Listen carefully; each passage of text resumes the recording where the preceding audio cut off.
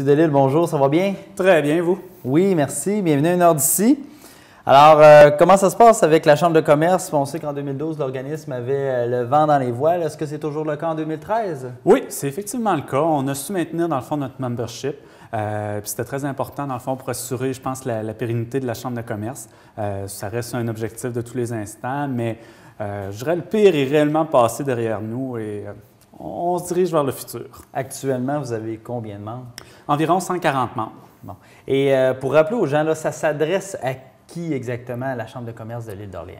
Bien, je dirais à tous les gens d'affaires, que ce soit ceux qui ont des commerces au détail, que ce soit des professionnels ou que ce soit des gens qui vivent du tourisme à l'île, la Chambre de commerce offre quand même un éventail d'avantages et de services et chacun y trouve un peu la raison d'être et sa raison de participer à la Chambre de commerce. Pour avoir assisté à plusieurs activités de réseautage, est-ce que c'est une des visions en 2013 de vraiment multiplier ces activités-là d'échange entre les membres? Oui, bien, c'est d'offrir des occasions où les membres peuvent venir un peu faire du réseautage, faire connaître leurs produits, parce qu'on réalise souvent que, oui, ça fait des années qu'une entreprise ou un professionnel peut être établi à l'île, mais que ce n'est pas encore un service qui est nécessairement connu par l'ensemble de la population et même par ses pairs. Donc, c'est une occasion un peu avantageuse pour les membres de venir faire part de leurs produits et services. Mais ça, vous me disiez en pré-entrevue qu'il y avait surtout 3 grands axes d'action de la Chambre de commerce. Oui, bien, je dirais le réseautage et, dans le fond, mettre en valeur nos membres, c'est le premier. C'est un peu le rôle traditionnel d'une Chambre de commerce. Peut-être plus méconnu reste les services divers que la Chambre de commerce peut offrir. Entre autres, un service d'analyse d'eau à des prix avantageux. Avec l'effet du nombre et la grosseur de la Chambre de commerce, on a été capable de négocier des contrats pour tous ceux qui ont besoin de faire des analyses d'eau, qui est quand même plusieurs commerces sur l'île d'Orléans à cause de la situation que chacun a des puits individuels. Donc, c'est une nécessité pour eux de faire des analyses d'eau régulières. Donc, la Chambre de commerce permet de bénéficier de rabais importants à ce niveau-là. C'est sûr qu'il y a d'autres services, que ce soit aussi l'assurance collective ou la possibilité de faire des photocopies gratuitement. Donc, la Chambre de commerce offre des services qui sont plus terre-à-terre, mais qui sont quand même appréciés des membres et qui offrent des avantages importants. Le troisième volet d'action de la Chambre de commerce, c'est réellement de représenter les membres de la Chambre de commerce. On a la chance d'avoir une collaboration très belle avec le CLD et d'autres instances décisionnelles d'Orléans. Et on a des sièges, donc ça permet de représenter nos membres et de faire valoir leur point de vue dans différents enjeux. Avez-vous d'autres objectifs que vous voulez atteindre au cours de l'année ou vraiment vous êtes axé sur le membership?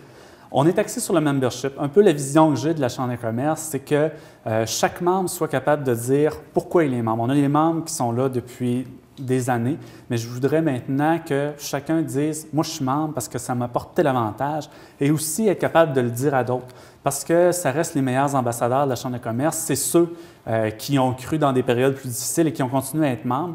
Et je pense que tout le monde peut y trouver un avantage si on regarde la liste des produits et des services que la Chambre de commerce peut offrir.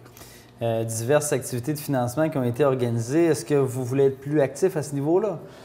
Cette année, comme je disais, c'est réellement concentré au niveau du membership. Okay. On a restreint notre budget un petit peu et on veut réellement créer une base de membres qui vont être durables et c'est notre objectif pour 2013. Avez-vous un objectif particulier de nombre de membres à atteindre?